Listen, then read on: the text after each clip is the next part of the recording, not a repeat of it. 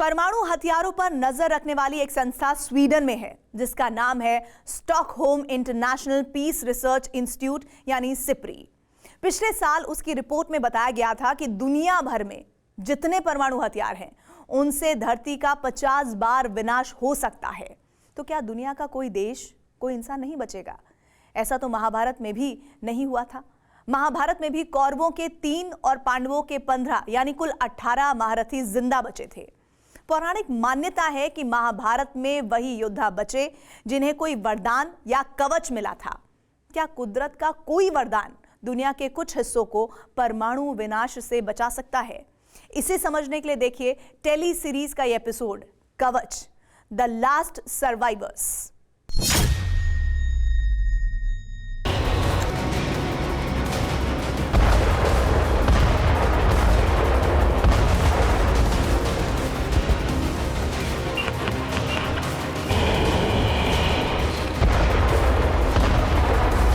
आसमान से लेकर पाताल तक से प्रहार करने वाले विश्व विनाशक परमाणु हथियारों की नुमाइश वर्ष 1945 से ही हो रही थी। अब इन हथियारों से पूरी दुनिया के संहार की धमकी दी जा रही है।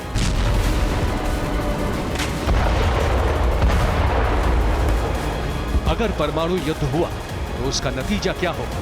इसके बारे में अक्टूबर 2022 में Stockholm International Peace Research Institute की रिपोर्ट बेहद डरावनी तस्वीर दिखा रही थी। सिप्री के मुताबिक आज की तारीख में 13,865 न्यूक्लियर वॉरहेड दुनिया में है।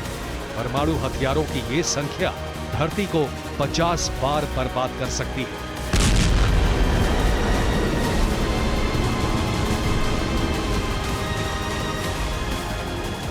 धरती का मतलब सिर्फ उस इलाके से है जहां इंसान रहते हैं, क्योंकि परमाणु बम का इस्तेमाल बुनियादी ढांचा या सैनिकों के खात्मे के लिए नहीं होता, बल्कि जनसंहार के लिए होता है। और सारे इंसानों का धरती से खात्मा करने के लिए परमाणु हथियारों की मौजूदा संख्या काफी है।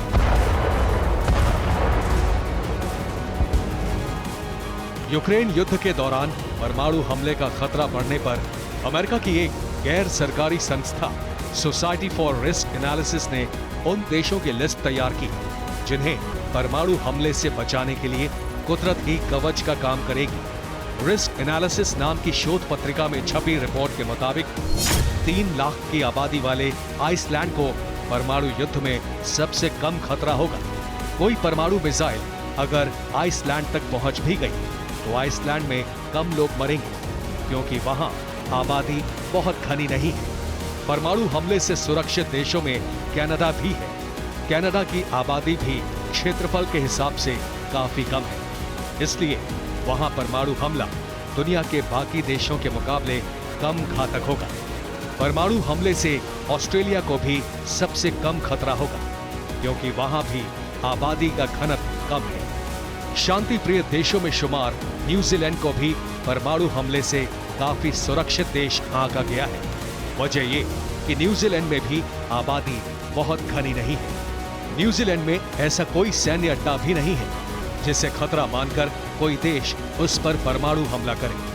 नॉर्वे को भी परमाणु हमले से सुरक्षित माना जा रहा है, क्योंकि नॉर्वे 2 देशों या समूहों के विवाद से दूर रहता है और वहां भी जनसंख्या घनत्व बहुत कम है। आर्कटिक महासागर में डेनमार्क का सबसे बड़ा द्वीप ग्रीनलैंड भी परमाणु हमले से सुरक्षित आंका गया है, क्योंकि वहां तक ज्यादातर परमाणु मिसाइलें नहीं पहुंचेंगी, और पहुंच भी गई तो महज 57,000 आबादी वाले इस बर्फीले टापू पर ज्यादा मौतें नहीं होने वाली। भारत और चीन 2 परमाणु शक्तियों के बीच बसे नेपाल को भी परमाणु हमले से सुरक्षित देशों की लिस्ट में शामिल किया गया है। एक्सपर्ट का दावा है कि नेपाल के लिए हिमालय की चोटियां ही रक्षा कवच का काम करेंगी। इस लिस्ट में एक नाम श्रीलंका का भी है। विशेषज्ञों का कहना है कि श्रीलंका के पास ना तो बुनियादी ढांचा है और ना ही किसी देश को उससे खतरा है, इसलिए कोई भी देश श्रीलंका पर अपने परमाणु हथियार बर्बाद नहीं करना चाहेगा। परमाणु हमले से सुरक्षित देशों की लिस्ट तैयार करने वालों ने एक ऐसे खतरे की ओर भी ध्यान खींचा है जिस पर किसी का ध्यान नहीं है। रिसर्च के मुताबिक अगर परमाणु युद्ध हुआ तो दुनिया में अनाज का उत्पादन 2/3 कम हो जाएगा। रूस, अमेरिका और चीन जैसे देशों में अनाज उत्पादन 97% कम होगा और तब परमाणु हमले से बचे लोगों को भूख मार डालेगी।